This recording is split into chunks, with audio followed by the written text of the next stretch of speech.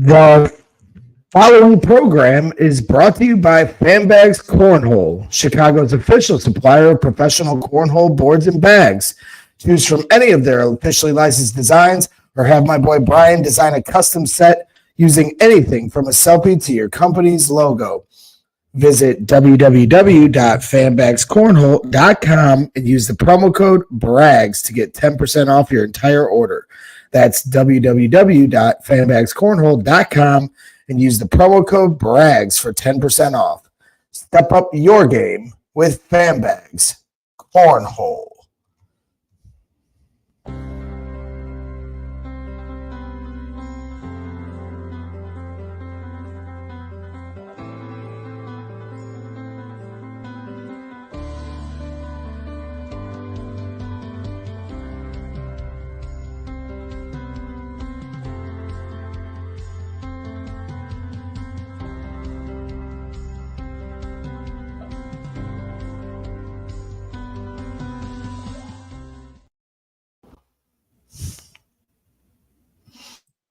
Hey everybody, this is David Jenkins Jr., and you're listening to Boilers in the Stands.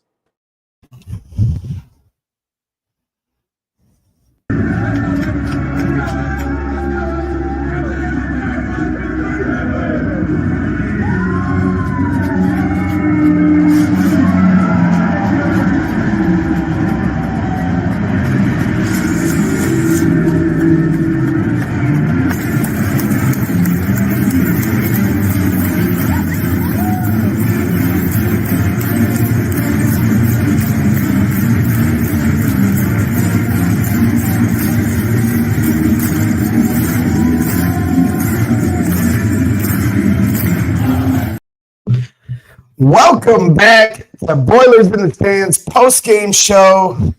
Can you hear me, Joe Jackson? I can. You're very, very grainy. Very grainy. Here, that was right there. That was better? How about you kick us off here today, Joe, while I mess with this? Okay, yeah. It sounds probably like you're got the game up too much or something. But Purdue wins 80-68. They are still dancing, moving on to the Elite Eights. It was a game that the first half was very much back and forth. Neither team could really string more than 2 or 3 stops in a row. One team would go on a 6-0 run or something like that. Another team would go on an 8-2 run. A lot of back and forth. But then, as we've seen so many times, you have to play 40 minutes against Purdue, and 40 really good minutes at that. Purdue takes advantage in the second half. They come out strong. They're able to push the lead and really just control it that almost entire second half. Gonzaga makes a couple runs. Purdue counters, is able to push it to 16 or something like that at one point, 17, 18 at one point. As we get Bragg's testing in the background. But a great win. We're still dancing. One more game and then to Phoenix. And we'll see who we play in just a little bit. But, hey, a win. That's all we asked for. How is my mic now, Joe? Because I'm losing it. That's better. It was better than what you – yeah. Good God. Well, now you're muted. I'm just going to keep talking while Bragg starts to figure this out. So Purdue wins 80. If you're talking, Bragg. Now can you hear me? I can hear you. Keep talking. You guys could hear him, right? Comment if you could hear him, because I could hear him. So Purdue wins 80-68. This has just been all over the place after this game. Potentially, we'll try to do this one. Maybe do one tomorrow to be TBD on that. But Purdue wins 80-68. Edey has 27-14. Braden 14 points, 8 rebounds, 15 assists, and we're definitely going to dive into him because he was just on an absolute masterclass of what this game was. And I think in general, though, this game is very much just like what Purdue is you can hang, like, Purdue has allowed teams at times to hang around for 20 minutes, for 25, 30 minutes. But at the end of the day, you have to do it for 40 minutes. And if you don't, Purdue has shown that they're just going to take advantage and they're going to do their thing. They're going to be the team that's going to execute better for 40 minutes. They're the team that's going to just be able to make the adjustments. There was a much better defensive second half for Purdue, but just, more than anything, like, Purdue is winning in different ways. You have the Grambling State game, which is just get through the nerves, you win. Utah State, utter domination. And then this game is a little bit back and forth. Okay, now Purdue needs to make the adjustment. And then from there, they're able to extend the lead. So just a great win overall. Braggs. Yes, I almost broke this microphone and headphones. Of course, on today of all days, we have technical difficulties, but thank you, Joe, for getting this show on its feet because I am slacking. Didn't have the link made, didn't have my audio right, and this is how we're going to do it. After Purdue just put on that dominant performance against the Gonzaga Bulldogs, now beating them 3 times in a row in the last 2 years. And ladies and gentlemen, the Purdue Boilermakers are 1 win away from the Final Four. 1 win away. Creighton and Tennessee have just tipped off. The winner of that game takes on your Purdue Boilermakers. Braden Smith, absolutely unbelievable here today. Dropping dimes all over the place, playing with great pace. Zach Edey, his typical dominant self. It was a sight to behold. And at the end of the day, as you watch this game unfold, what you saw was Matt Painter's philosophy laid out right in front of you. They play the percentages. They're going to let you take that mid-range jumper over and over and over. And while that kept Gonzaga in the game early, it ended up coming to fruition once again. He said this after the Grambling State game. We're going to allow those shots because at the end of the day, the percentages are going to even out. And maybe they were getting a little too deep, with the mid-range game in the first half. But at the end of the day, even some of those little bunnies weren't dropping for him. EK hit a few threes to start. They're going to give him that shot, and they continued to give him that shot. And then at the end of the game, he's missing that shot because they're going to play the percentages. And then they're just going to lean on you and win the war of attrition. Purdue didn't go to the free throw line that much until like the very end of the game. But fouls were still a big part of why Purdue won because you saw Ben Gregg get in immediate foul trouble, which totally neutralized the type of rotations I think they planned on playing with here today. So again, just the patience of Matt Painter's system and philosophy, playing the percentages, leaning on the other team, winning the war of attrition, and Zach Edey and Braden Smith playing like the absolute all-stars that they've played like all season long. And then everybody else just kind of falling into place with the roles they have. I want to go with Braden Smith off rip, and just because 14 points, 15 assists, 2 turnovers. And I know Gonzaga defensively, they don't force the most turnovers, and they're they're like a good defense, not like elite. So I understand that. Gonzaga gave hedge coverage. And so what that means is their big stepped out, and Braden Smith just picked it apart. That has been Braden Smith's weakness, or coming into the season, that was his weakness. That was like the one thing out of pick and roll he really didn't have a ton of success in, is what to do against this hedge. What he did today was he lit it up for 14 points and 15 assists. Like it's not fathomable really what he just did out there, because it was whatever he wanted. And once Purdue figured out how to manipulate it, then they just kind of kept going to it. And I have this, so I kind of want to go to it off rip. And just because it just fascinated me what Purdue was able to do. X's and O's with Joe. Let's go. We're gonna go to it quick. Got it into the arena today, and so I'm gonna start with in that second half, right? In that second half, when TKR just had a couple post ups and got a couple buckets. What Purdue was doing then after that is, so Brain's here, Edey's gonna set this screen. TKR is going to be posting up right here usually, and then Lance, Lance Jones was here. And then, the one that I remember where Lawyer hit a 3, Lawyer's over here. And so as Brain comes off the screen, right, you have Edey's defender is going to be up here. You have Brain Smith's defender. And so as Brain's doing this, right, he's bringing 2 defenders with him. And then you have normal big right here, guy playing probably right here. But what this leaves is Lawyer's defender is going to be here, because right now is Edey dives. And so I'm going to erase and kind of set it up where it would be now. So you have Brain Smith with the ball here. You have 2 defenders. You have Lawyer. His defender's here. Edey's diving to the rim. TKR, Lance Jones. Okay, so now after the pick and roll, right? And then there's this hedge. So 2 on the ball up here. It forces this defender into a tough decision. And not really a tough decision, because you're just always going to stick with Edey on the scroll. But because of what TKR was able to do early in that half with the post-ups, just now they have to have more respect there. And so now you're going to get Edey dives. This defender is going to come and look.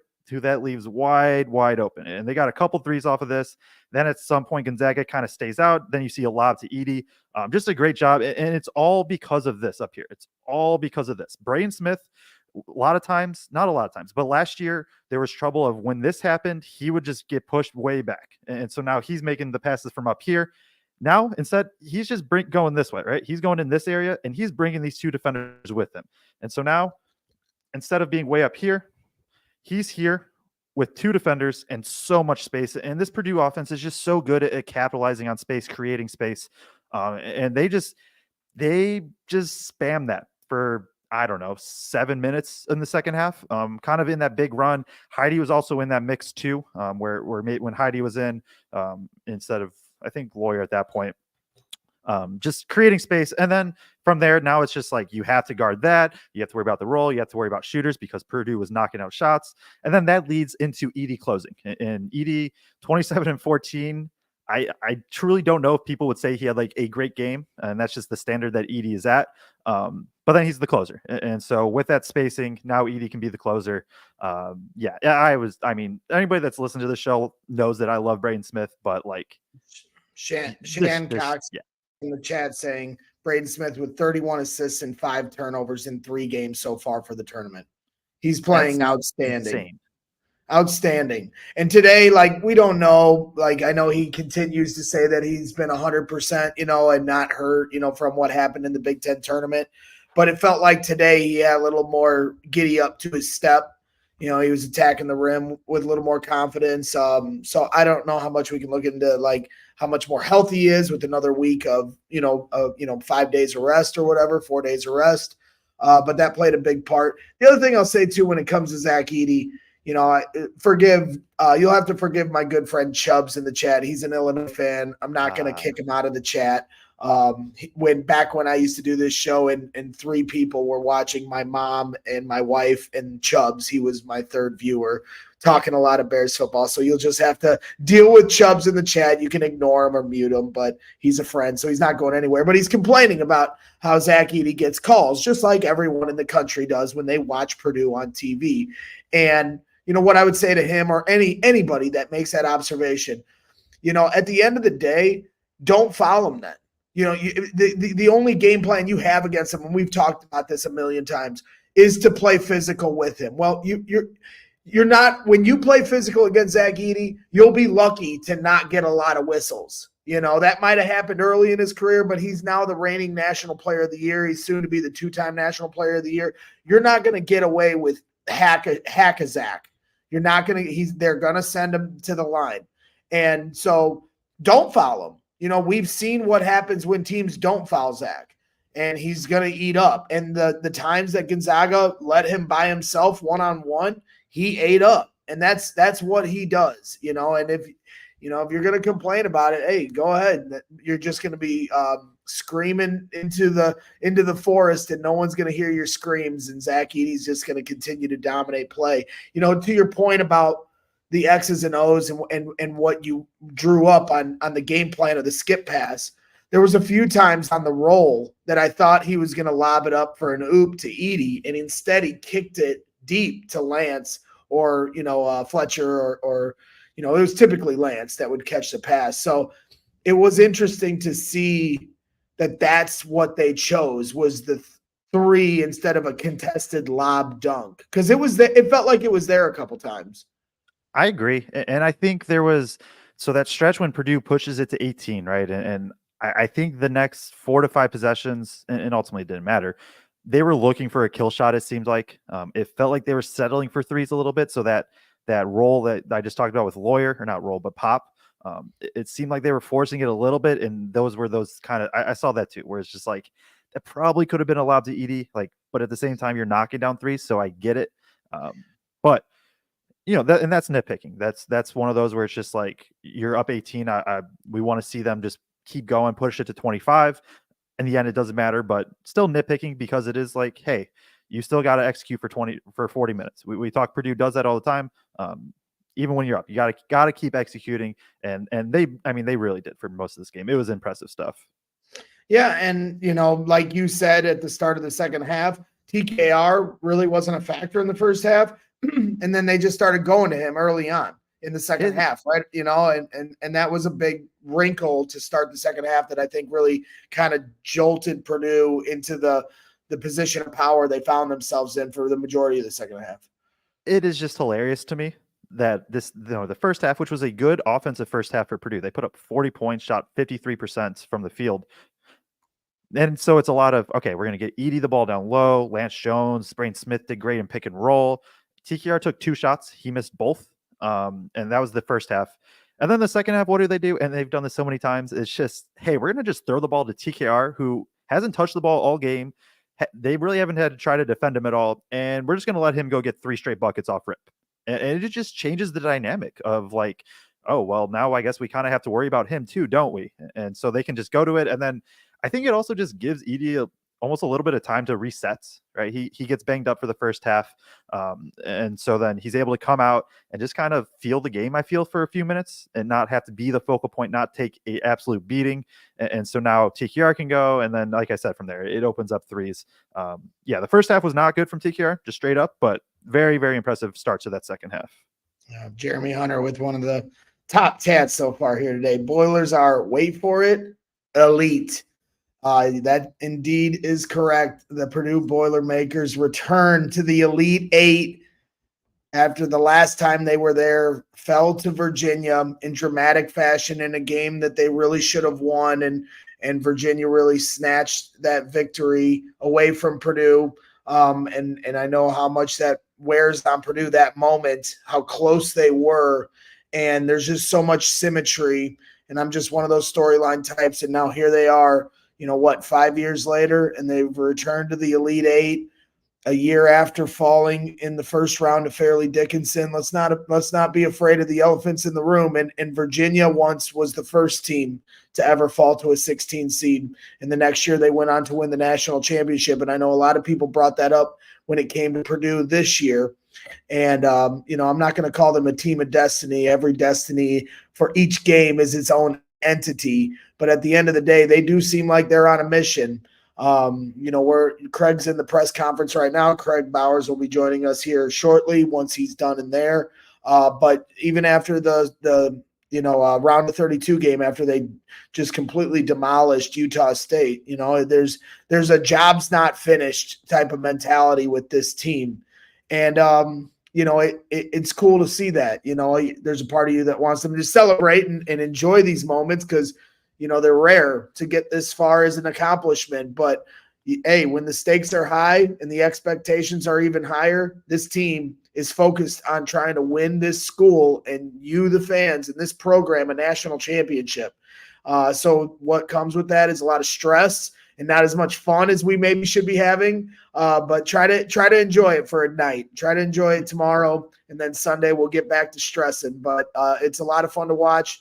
This team, is definitely on a mission, one game away from Phoenix, ladies and gentlemen. And I've seen some people here in the chat saying they're going to come out, hammer down. Huddle said, just got my tickets for Sunday. It's 80% Purdue fans here, maybe even higher. And I guarantee on Sunday it's going to be even worse than that. I mean, Tennessee fans definitely travel well. So if it's Tennessee that gets through, I think there will be a decent Tennessee contingent. But if you are coming out on Sunday to the game here in Detroit at the Little Caesars Arena, and it lives up to his name because it literally smells like Little Caesars everywhere you walk around in this place. But if you do want to come out, we are, the time's going to be a little different. So forgive me, I didn't update this yet, but I will. Harry's, we were at Harry's right down the street from the stadium with the Sleepers media guys. And we'll be back at Harry's on Sunday. Once we find out the official time, we'll set up like what time we're going to be there, but it's a 3-second walk, from the stadium. So come on over to Harry's, talk about some symmetry there. Definitely some symmetry, obviously, with Harry's Chocolate Shop. And joining us now is our guy, Kraig Bowers, who is finally getting back here from the press conferences, talking with Matt Painter, Zach Edey, Braden Smith. So, Kraig, I'll let you take the floor here for your instant reaction and what you heard in the press conferences. Yeah, I think for me, just like my instant reaction was that this was a team win. So many different guys stepped up in so many different ways at different times. We had 7 guys with 5 points or more in this particular win. So wherever we needed it, whenever we needed it, somebody stepped up. And that was Lance Jones in the first half, TKR, Camden Heidi at different times in the second half. So even though Braden put up gaudy assist numbers and Zach put up huge point numbers and rebound numbers, I still thought this was just an overall team effort. And that was one of the things Mark Few referenced in the post-game press conference was simply, actually it was either Watson or Nemhard said it, that if Zach Edey is if the guards are hitting their shots, it's just a pick your poison game that's almost impossible to win against Purdue, because Zach's going to get his, and if those guards are hitting too, there's just not a whole lot you can do to stop Purdue. Yeah, 100%. When they're hitting threes like that, like you said, good luck to you. So, and Purdue definitely took advantage, of all the opportunities they had here today. It was cool to see this. Like the first half, Camden Heidi didn't get many minutes, and then the second half, he really started to assert himself. Getting to the rim a few times, knocked down a big three. At the point when Camden Heidi hit that three, it felt like Gonzaga gave up at that point. Like they weren't even closing on shooters. So that was an interesting moment. There was early in the game, there was 2 moments Purdue was up 4 and had a chance to go up 7. They miss a 3. They come back. Now all of a sudden Gonzaga goes on a little run. But then finally the tipping point happened in the second half, just like the Utah State game. And it was really interesting to see that. Like Gonzaga, as we move through this tournament, I know this isn't Gonzaga of of the years we're used to, but they got significantly better as the year went along. And just like Utah State, a team that, is very good. They beat the brakes off them in the second half. I guess Joe's already busted out the X's and O's on the back half of our we'll take a little commercial break here and give a shout out to Autograph.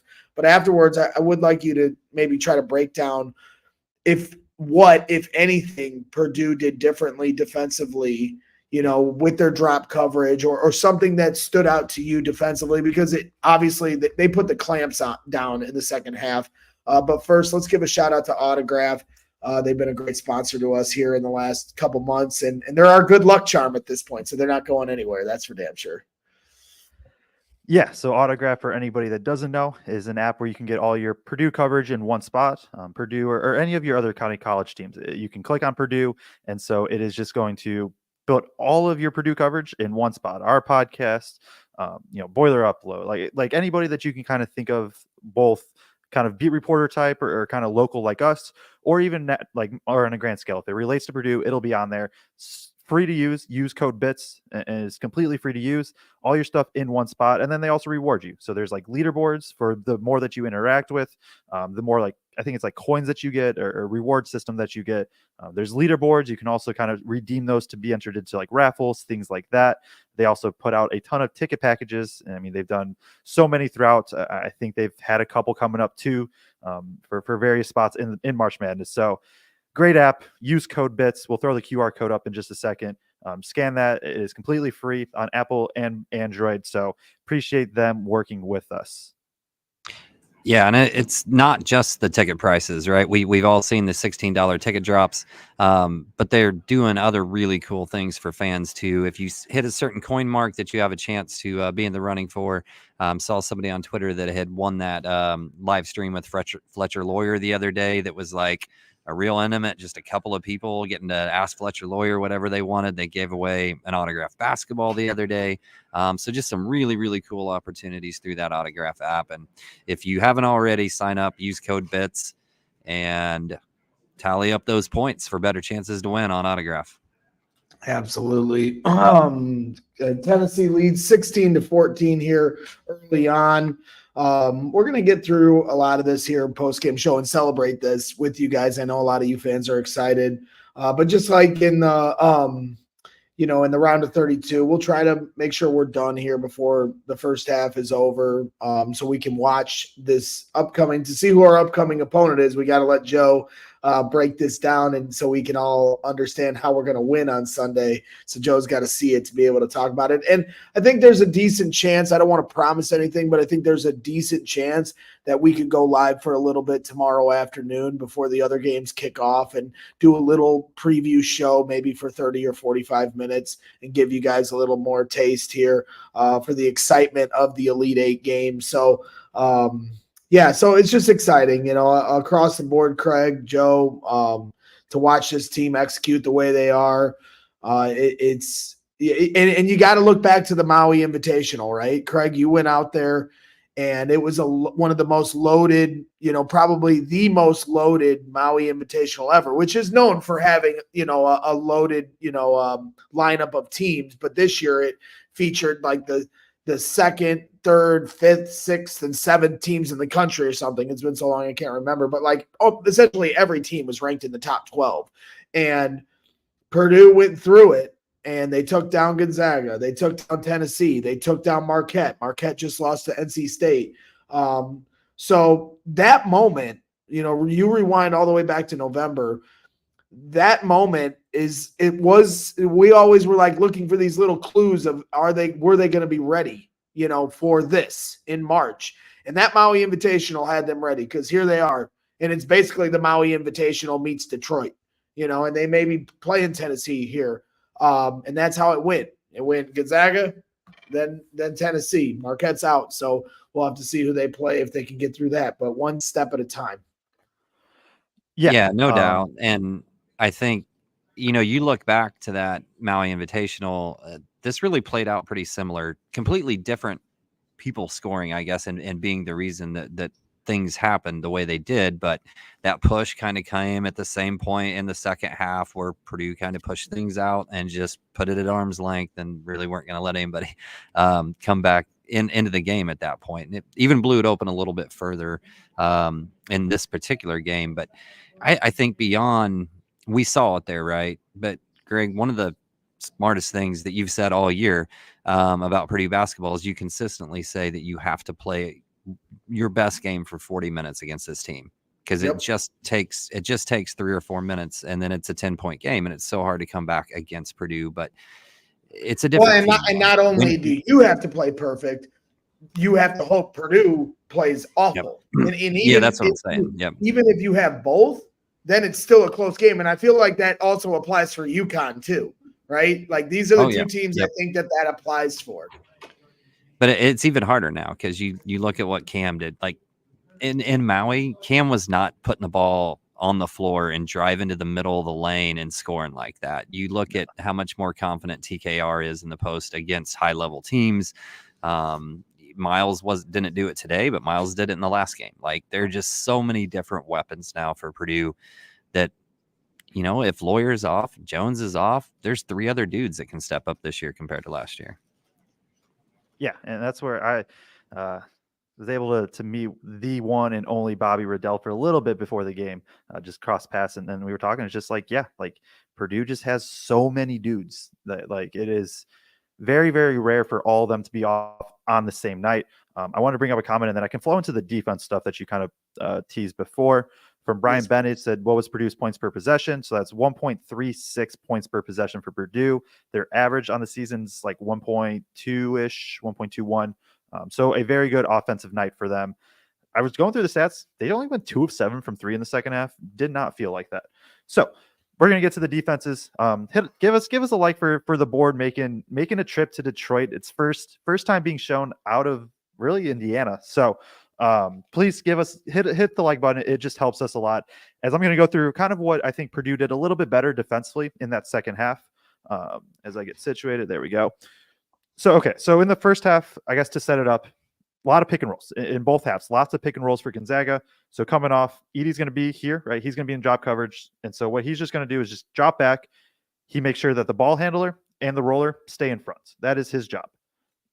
And so what happened a lot is the roller would kind of get space in here and get a little floater. We would see that a lot. Or, the screen would not actually, Lance Jones wouldn't get through the screen. So now it's a switch, and then they gave it to the post up. I think one thing they did better in the second half is, so in this pick and roll, right? And Gonzaga did this every time. They came off and it's called a snake. And so they literally just snaked back around. And so Edey here, you'd see sometimes a switch. And so with this ball handler just very tightly around this screen right here, coming back out, actually not out there, more like into this area, Edey now has to stay up. And so now it's kind of looking something like this. You have ball handler here, Edey on him here, big here, and then whatever guard down here. And so I think one adjustment that was made is you saw Lawyer help a ton more in that second half, both on these types of roles and just in general. So now, yes, you still are playing at a disadvantage, right? Because it's EK on Lance Jones and Lawyer, and he still can show or score over them both. But in that first half, I don't think that help there was there at all. And so when Lance Jones doesn't get through the screen and allows the ball handler to snake, forces Edey to kind of switch sometimes that they don't want. Now you're just having to kind of figure it out down low. And I think it was just in general too. It wasn't even just on pick and rolls, although that was where I saw it the most. Just in general, say EK had the ball here and Edey's here. You saw Lawyer. He would come in a lot, and so Edey may get it here. He would show this help a lot more. He wasn't always Lawyer, but he was the one I saw a lot do it. Just being able, whoever kind of was this low man, you just saw them help a lot more, take away the rim. And Gonzaga, like Purdue's philosophy, right, is to give up those mid-range, give up the floaters. That's just what they're going to do. You can do things to make them tougher shots. That was one of them. The other thing is just to get through the screens better. Sometimes that's not a strength of Purdue, really, outside of Lance Jones and maybe Cam Heide, and even then. And I think they struggle at times. And Ed in the chat is asking you, why does Purdue not switch on the screens? Yeah, so mainly because you want to try, right? Edey, for everything that he is, he isn't a great perimeter defender, and he's shown that he's improved and can be out there if needed. But if you have Edey out here, right, especially think when it's like Gillison or even TKR to an extent, that means Gillis is going to be the one protecting the rim in some capacity down here. And where Edey's so elite is when he's down here, he can almost just one-man zone and basically take up this entire – it almost just adds like this entire area. Edey's going to contest that shot. And so now this is where teams don't shoot a lot at the rim. They shoot – how many floaters did Gonzaga take from this area today? 7, 8? A ton. Like, it felt like every time. And that's because Edey can one-man zone down here. But this kind of goes back to a couple shows ago. I said, like, hey, offenses these days, especially when you play a Gonzaga offense, they are too good. You are not taking away every single thing. It's just not going to happen. You have to give up something. And Purdue's going to give up those floaters and those mid-range shots. I think in the first half especially, Purdue allowed them to get a little too deep, and you aren't aggressive enough. Like, even though those are the shots you're fine giving up, you can still make it tougher. And the whole thing is just the guards have to stay connected. If the guards can stay connected to the ball handler, it makes Edey's life so much easier. And now he can even kind of deflect more shots. So I hope all that made sense, but that's kind of the generalization I would say for the defense. Yeah, and I don't really know why, but Purdue's guards seem to always ratchet up the intensity and just do a better job of closing out and staying connected to those guards so much better in the second half. And you saw it again today. Lance was so much more dialed in terms of staying right on his hip in that second half. He draws 2 offensive fouls by trying to just kind of blow up screens that were being set. But even Fletcher Lawyer, somebody in the chat said Fletch actually played pretty good D today. And Fletch is never going to block anybody's shot, especially not out on the 3-point line. But he was doing a real nice job of closing out and just getting that hand up in somebody's face to just disrupt it and make it a notch harder for him. So don't really know why, but Purdue just on the perimeter play, Purdue just seems to be a completely different team in defensively in the second half of most of these games. Yeah, that's what Purdue does. That's what Lance Jones does too. Like Lance Jones. I mean, I guess the scoring today was first half. You go, Braggs. Blake at Widmer here in the chat, who's a frequent, viewer here of the show, is asking if it's freezing for anyone else. If you guys are ever having issues on your end, put it, just let us know in the chat. We're always keeping an eye on that stuff. Sometimes we don't know what you guys are seeing, so your communication helps, but I think it might just be on your end, Blake. So maybe jump out and jump back in. We did have a few super chats. I wanted to give a shout out to Tom Bowner. He didn't have a comment attached to it. Tom, if you had something that you wanted to say, just put it back in the chat and I'll try to highlight it and make sure we get your question answered or comment, said here on the show, but we appreciate your support. Jonathan Otten, who is out at our meetup at Harry's, a big supporter of what I do at CHGO with the Bears and just a great dude overall, saying, I had a great time at the meetup today. Thank you. Congratulations on the win and best of luck Sunday. Boiler up. Enjoy your time in the D here in Detroit, Michigan. Having a lot of fun. So thank you, Jonathan, for coming out to the meet and greet at Harry's. It was a lot of fun there. Again, if you are coming out for the game on Sunday, please stay tuned for updates on that. Tomorrow, if we do a preview show, we'll give you more details as far as when that's going to be a meetup. And then Brian Bennett, $20 super chat. Great win and great post-game show as always.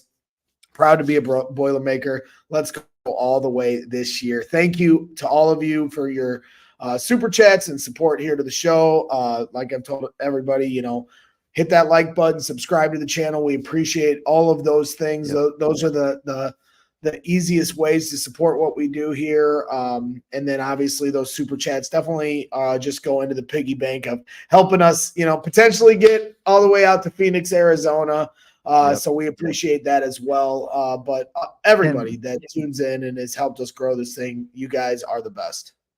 Yeah, I just want to jump in. So two things really quick. Like hitting the like button, it helps us with the algorithm so much. It really does. It is very simple and just it really does help us a lot. But the other thing is just like I'm going to start calling our shows Feed the Post, and I think that's going to help us because somebody here is blowing up because he is killing it. But I'll let you finish your statement. I didn't mean to cut you off. I'm sorry. No, you're good. I appreciate that.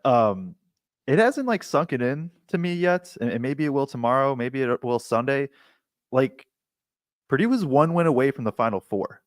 Like I don't know. That's not registering in my head. Like to me, it's just like, yeah, Purdue's going to go out there Sunday, hopefully dominate. That's what they do. But it's what have you been telling me before the Utah State game and before this game? What did you tell me about each game? It's like, give me the preview and what did you say for both games? If Purdue plays like Purdue, they win. Yeah, and it does give me peace when you say that because if anybody's watched Feed the Post and the breakdowns he's done, not just for Purdue but the Illinois Iowa State breakdown that Joe did, he nailed it. He literally showed you how the blueprint of how Illinois was going to win that game with Coleman Hawkins, being the guy in the middle that's going to facilitate. He showed you here against Utah State and here against Gonzaga the blueprint of how you win against these teams and what to expect as far as the X's and O's because nobody does it better than Joe here with what we do and what he does. So it'll be exciting to figure out who our opponent is. Obviously with Tennessee, there's a familiarity there with Creighton. It almost seems like those two teams are very similar in the way they want to play. Because I know somebody was asking, who do we want to play? But you're right. When you talk about it, it doesn't – when they went to the Elite Eight 5 years ago, the expectations weren't what they are now, And so I think that's a big part of why it feels different, and Purdue, fell short the last few years when they should have gone further. And so now they're here where they should be. And I'm sure Kraig could probably, tell us more about the vibes of the players at the press conference as far as, I'm sure there wasn't just insane jubilation. Like there just feels like a job's not finished type of mentality to all this. And I was telling my wife, and then I'll let you tell us, Kraig, but I was telling my wife coming to this game, there is something that's kind of shitty about the fact that we can't enjoy it because there's so much on the line for Purdue. We go into every game and it's hard to celebrate it. It's hard to get excited about it because it's just on to Sunday now, and because the expectations are high, the stakes are high. They're not playing for Sweet 16 or Elite 8. They're playing to win this whole damn thing. And that's a great thing. But it just changes the mentality for your excitement level because there's more work to be done. Nah, screw that. I'm enjoying this. I'm celebrating this. I will, for anybody who's here, good chance I'll be out till about 2 a.m. tonight celebrating this. And I'm going to soak it up and I'm going to enjoy it and live in this moment until Sunday rolls around. It's hard to win Sweet 16 games and get to the Elite Eight. And you guys have gotten to Elite Eight since you became fans. So you're friggin' spoiled compared to most of us. So you need to enjoy this moment while you can. Love it. You never know what's going to happen, even at the Sweet 16 level, regardless. These are good teams. It takes one bad shooting night for most teams and it's over. So soak it up, love it, enjoy it. Yeah, the Final Four cloud, like it's gonna cement things certainly for all of them if they make a Final Four, but it takes nothing away from what it takes from this team and those players to be able to make an Elite Eight. And I'll tell you, in the press conference, it was business as usual. I mean, you could tell they were happy. You could probably tell they were a little bit happier to get this win than maybe the last two, because, Gonzaga is a really good team and it was going to take a good effort to beat them. But they were still pretty business as usual of like, well, yeah, that's what we're supposed to do. And that's how we do this and move on, I don't think they are even close to satisfied in any way, shape, or form. That was Well, the you're getting perspective a lot I of needed, love from the Kraig. chat for your positivity. I'm certainly, again, not trying to drill I'm anybody happy. down. Yeah. I'm elated for two reasons. One, obviously just as a fan, but like also we don't have to go home now. Like, True. we're going to be here till Sunday. Tomorrow we're going to be hanging. I got a tea time in the morning with my good friend that lives out here who I haven't seen in a few years. So I'm excited to go hang out with him for a little bit and have a little celebration day. Might do a preview show. And I think there's a good chance we will. We'll watch the games tomorrow night and be able to kind of relax and have some dinner and watch the games and enjoy this thing. And then Sunday, game on. It's going to be a lot of fun to see this whole thing unfold, and we're excited to do it all with you. We've got a few more super chats, as we're 3 minutes and 41 seconds here to finish the first half. We are going to wrap here probably at the hour mark or a little shorter. My guy Chubbs here in the chat, Illinois fan, just so you guys know, but he's been saying this for a few weeks now. Illinois versus Purdue in the title game. I really am cheering for you guys to make it there with us. I want it. Good luck the rest of the way. Until then, and then he finished. I'm sure what he meant to say was, until then, boiler up. Yep. Maybe. Or, so, but we appreciate you, Chubbs. And hey, I think I can't speak for Joe and Kraig, but I'm rooting for Illinois against UConn tomorrow night. I would love to see them take down UConn. UConn looks tough, but at the end of the day, if they're playing Illinois or UConn, that means they're in the national championship. And I think every Purdue fan will say, sign me up. 1999 super chat here from Tom Bowner. Saw his first game in Mackey in 1971. So thankful for you guys and your analysis. We appreciate that in a big way, Tom. Thank you for tuning in and thank you for your support. I think that was it. Oh, we did have one more super chat here from Gur90086 saying kudos to Nancy, who's shown support all year long. Can you pronounce that one more time, Greg? Gur.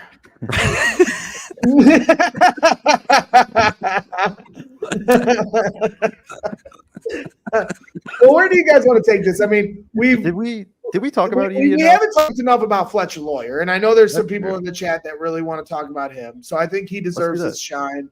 So let fire away. Whoever wants to start, let's get into some Fletcher talk. Fletch was good. 10 points, 2 assists, knocked down a couple big time threes. I kind of already showed, right, what Fletcher Lawyer did today defensively in that second half. That is the defense that Purdue is looking for from that spot, right? We know Lawyer has his struggles on ball. That's what they are.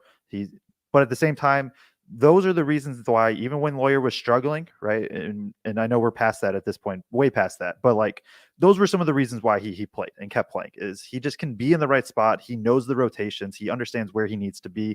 And those came up big time. And then on offense, he's just been. I feel like he's just been so much more under control. He isn't forcing. If he has an open three, he's going to take it. If he has a pretty clear lane to the rim, he's going to try to take that too. This was pretty much everything you could ask for from Lawyer in his non 35-point games that he randomly has, which Purdue is still due for one of those, by the way. This is what you want from Lawyer. 10 points on 4-7 shooting, gets a couple assists, gets a steal, and just can impact the game in positive ways that way. So that's kind of my take on Lawyer. I just thought that's just that's solid Fletcher. That's solid, good Fletcher Lawyer, and that's what you asked for. Yeah, and he was comfortable attacking a little bit off the bounce, and even did it when he kind of was in a secondary break transition type situation where he took the guy off the bounce and got to the rim and scored. Granted, like Gonzaga is one of the few really good teams out there that's probably actually less athletic than us. On the perimeter, Lance Jones is the most athletic guard in this game, likely. So I don't know that that's going to happen necessarily against Tennessee, but looked super comfortable, shot the ball. I leaned over to Ben during warmups and said, I've only seen Fletch miss one shot through that entire warmup. And I just knew he was going to be locked in. I thought he might have a 20-point plus type game tonight, actually, just with the way he was locked in pregame. I saw that with Gillis you're right. Too. You're right about locked in. You're right about the pregame warmup. Everybody was hitting in the pregame warmup. Like, you ever seen the preview to the movie Pleasantville? Do you guys remember that from years ago? In the movie Pleasantville, and I'll always remember, I never saw the movie, but in the preview, there's a moment where like the whole team makes like 14 shots in a row, like all at the same time. And there was a point in the pregame warmup where it felt like Purdue was doing that. And I don't know how much the other team is like paying attention to that stuff, but like Iowa State, like I know they're a scrappy team, but I guarantee when they're doing pregame warmups, the ball ain't going through the net that many times. Like you could just see it, like Mason, all of them. Like it was like a barrage of just made buckets. Like in the time, like it did seem like they were in a rhythm before the game even started. And that was the big key. We talked about last week, like being the second game or being the first game in a session and the advantages one way or disadvantages one way or another. Well, like tonight, you got Tennessee Creighton. Creighton's up 33-29 with 2 minutes and 20 seconds left. They tipped off at 10:20 at night or whatever it is up here. You know what I mean? Like they tipped off at 10 o'clock at night. That's a huge disadvantage, not to mention the fact that they only get 20 minutes to warm up, whereas Purdue, an hour and a half before the game, was going through their normal pregame warm-up routine that they do every game day at Mackey or any stadium for that matter. So they definitely seem to be in the right rhythm. Seems like these buckets or these rims are friendly to them. So I expect the shooting to continue here on Sunday. Because it's always, if they are to get to the Final Four, that's where you're playing in like a football stadium.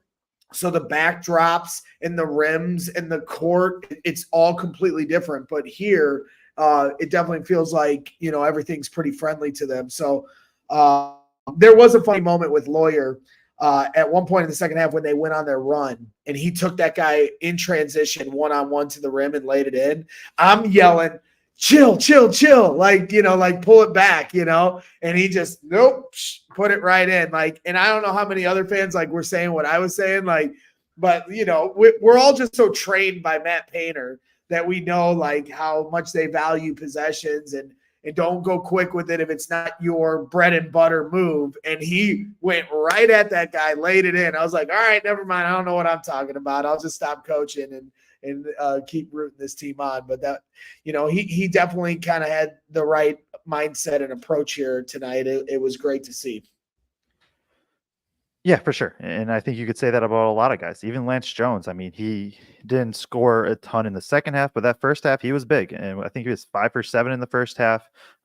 Had a couple good, just kind of pull up jumpers.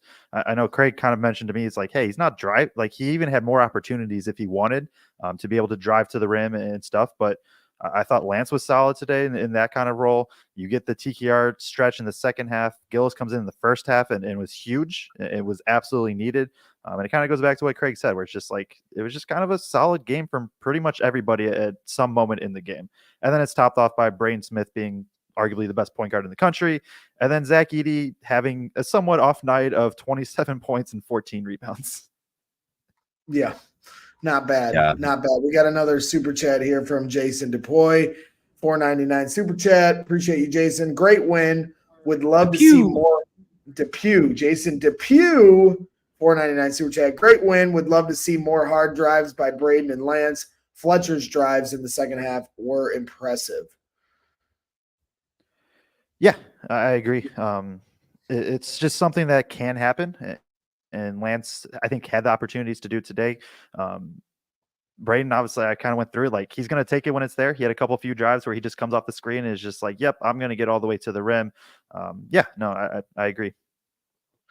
Yeah, Braden's smooth as butter, my man. Like, yep. He is so smooth. Every layup he gets is the easiest. He makes it look like the easiest layup in basketball history. Like he understands the pace and space, and when he gets by it and has that window. There was one time, and I think it was on a Lance Jones layup. Speaking of Lance attacking, because we saw it in Utah State where they were collapsing on the driver, and then Edey was just cleaning it up, put back dunk. So I think that was a point of emphasis for Gonzaga to stay with Edey, because there was one time where they just let Lance lay the ball in because the guy was deliberately staying back with Zach and not disattaching himself from that. So, you can manipulate that. Like Craig said, disattaching. I'm making up words tonight. So, like Craig was saying, though, it's a pick your poison, whether they're hitting threes or Zach's going off. It's a pick your poison when they drive. And if you're either going to come off Zach and try to stop the driver that's going to the rim, or if you do, then Braden and Fletcher are just going to throw it up there and Zach's going to clean it up. So they've got a lot of different pick your poisons that really, as Matt Painter says all the time, put teams in binds. And I think we should spend I know we want to get going here in a few, but I do want to spend like a couple minutes talking about Edey, because we've joked, and I've joked, like 27 points, 14 rebounds, 10 of 15 shooting, and it felt like it was just an okay night for Edey. I do think Gonzaga, like, they had the formula to try and stop Edey, but at the end of the day, it just didn't matter.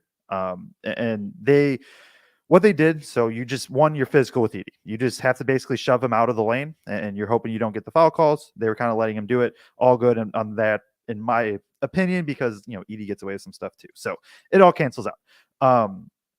But so you push him out, and then they did a good job. They weren't like hard doubling. They were just having whoever the nearest guard was basically just like standing kind of where Edey would want to dribble.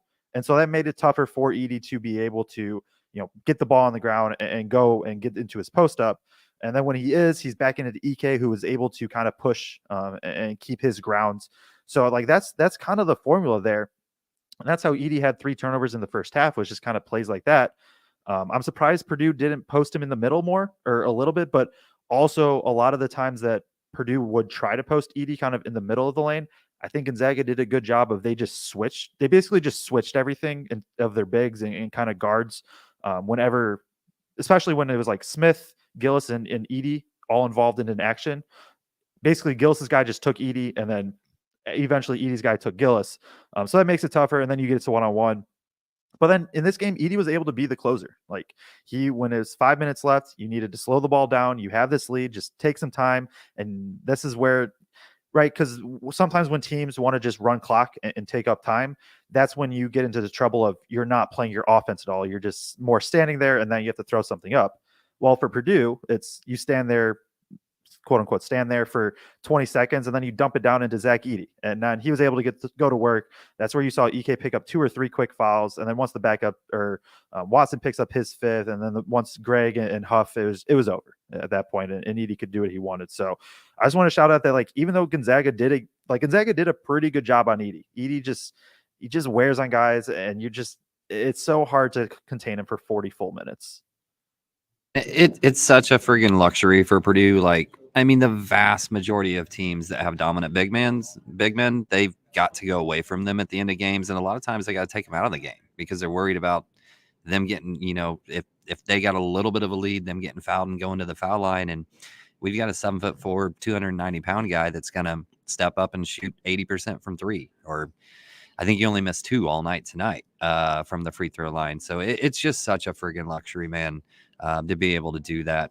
I do real quick, and before I turn it back over to you, Greg, as you wrap up, I got to shout out my guys, Seth Michael and Nate Bowser, who are holding down the fort for me at the farm tonight, because I had some major chaos happening there, and had to call those 2 guys to go over and take care of it for me. They listen to the show all the time. They're listening right now. So thank you to you 2 guys for holding things down for me so I could be here talking to all of you.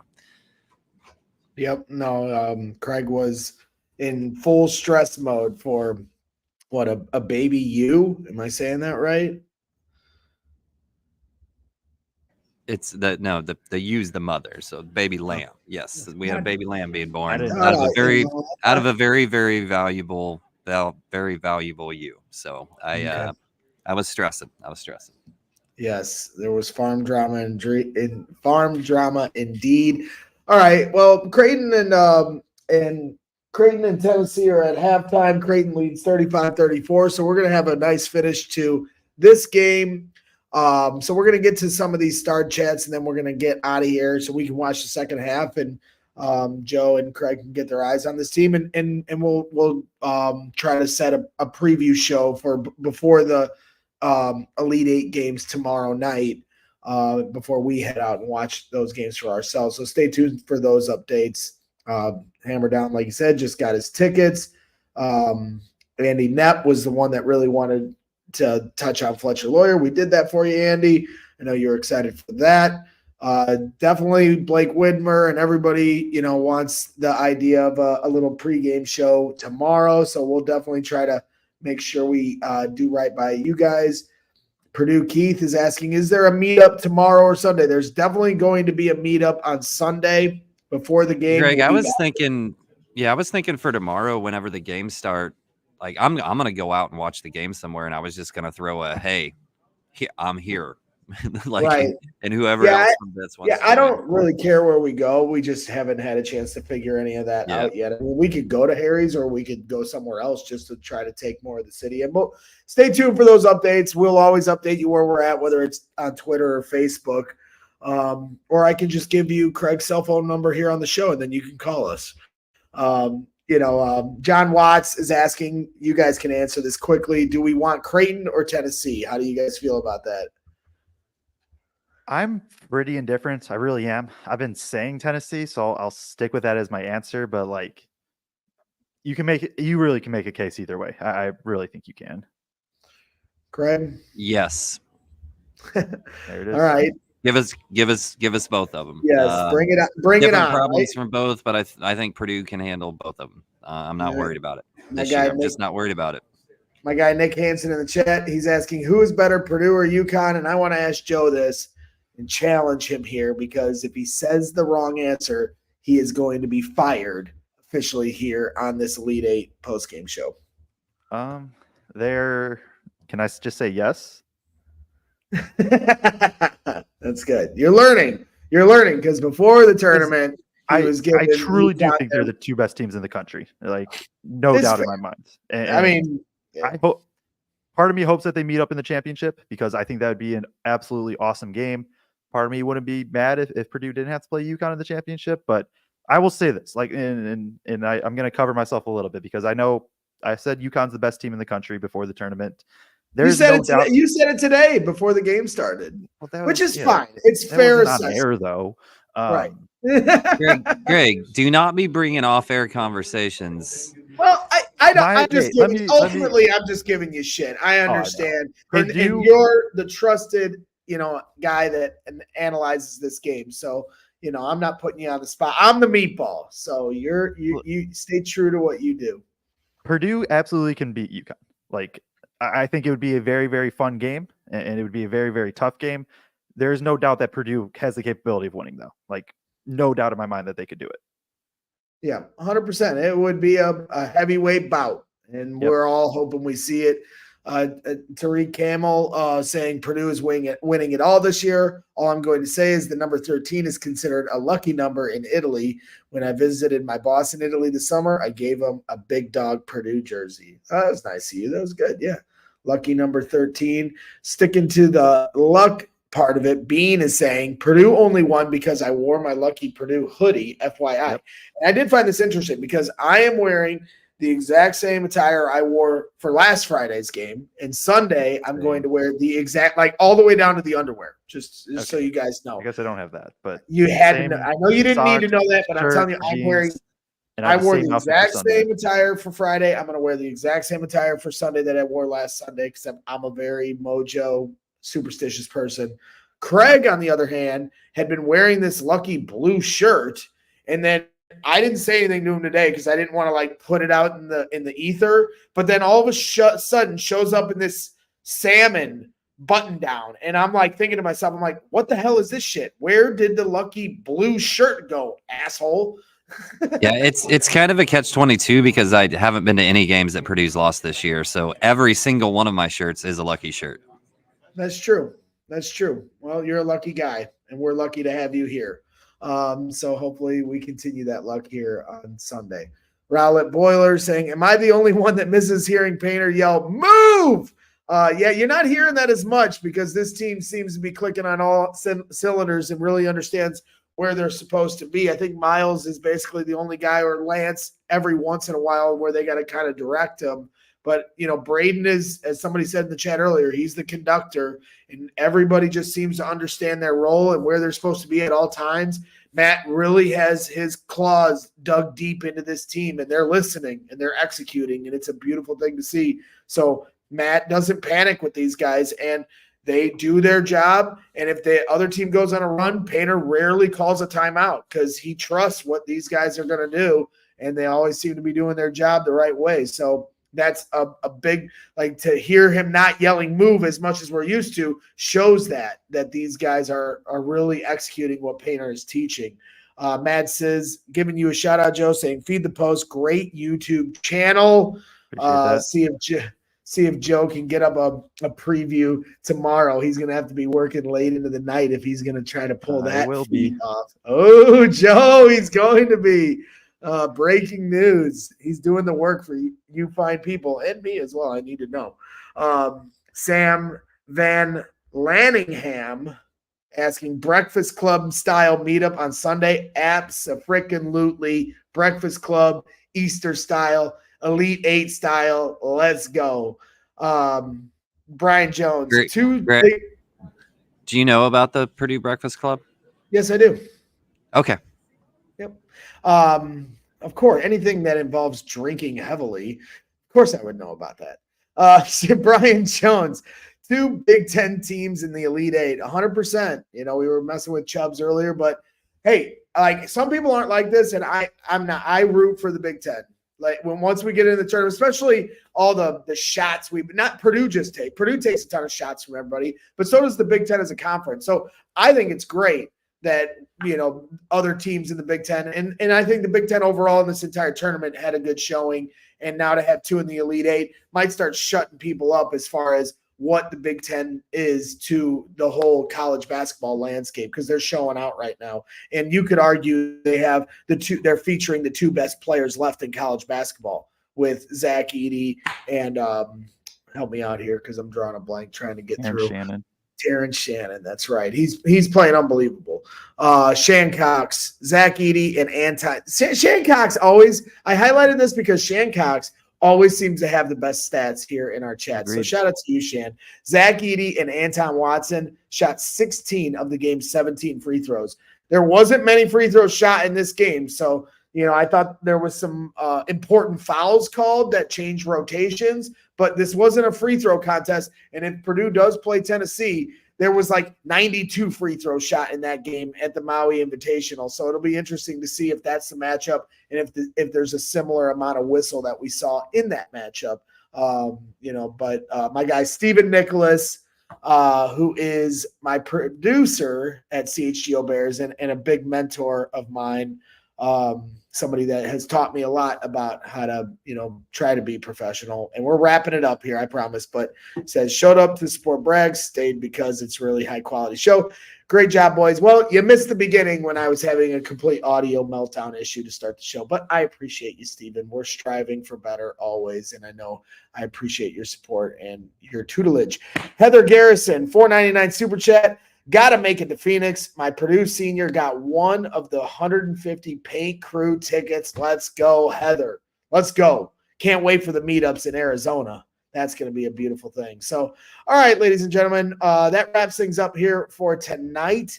We're going to watch the second half and see how this all shakes out with Duke and Houston neck and neck in a physical game, 23-22, and then it looks like Houston's best player, Sheed, got hurt in the first half. So he's out for the second half. I don't know if you were aware of this, Joe. They were talking about X-rays on Jamal Sheed were negative. He has a severely sprained right ankle. So that's going to be something that really takes a hit here. Jamal Shed. I apologize to Jamal Shed. But 23-22 at halftime. So that's a knockdown, drag-out fight.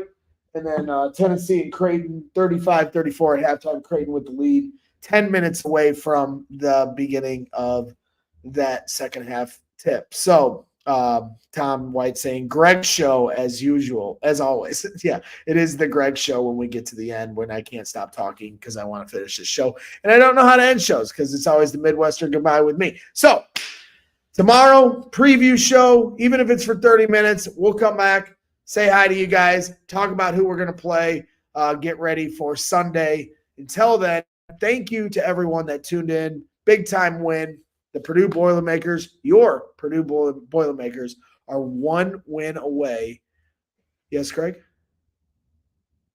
We got a new super chat right at the end. So I read Greg this said one. that one already. you did? He did. Yeah. Oh God, I just pulled a You Greg. pulled a Brags Sorry. there. He did. You pulled a He Brags did. there. And I That's what you took get. it off. I tried to help you too. Yeah, no, you pulled a Brags there, and that's okay. That's okay. I won't judge you because I do shit like that all the time. So, again, your Purdue Boilermakers are 1 win away from the Final Four. Matt Painter, you are 1 win away from the Final Four. Zach Edey, Mason Gillis, Lance Jones, Braden Smith, Fletcher Lawyer. I could name the whole team. I don't have to. You are 1 win away from the Final Four. Enjoy it, ladies and gentlemen. This is one of the most exciting times of your lives as Purdue Boilermaker fans. It's going to be a lot of fun here on Sunday, and we will be here for you tomorrow and Sunday talking about it all. So with that being said, we're going to hang things up. For Kraig Bowers, for Joe Jackson, I'm Greg Braggs Jr. This is the Boilers in the Stands post-game show. We'll see you tomorrow, ladies and gentlemen, and always, Boiler up.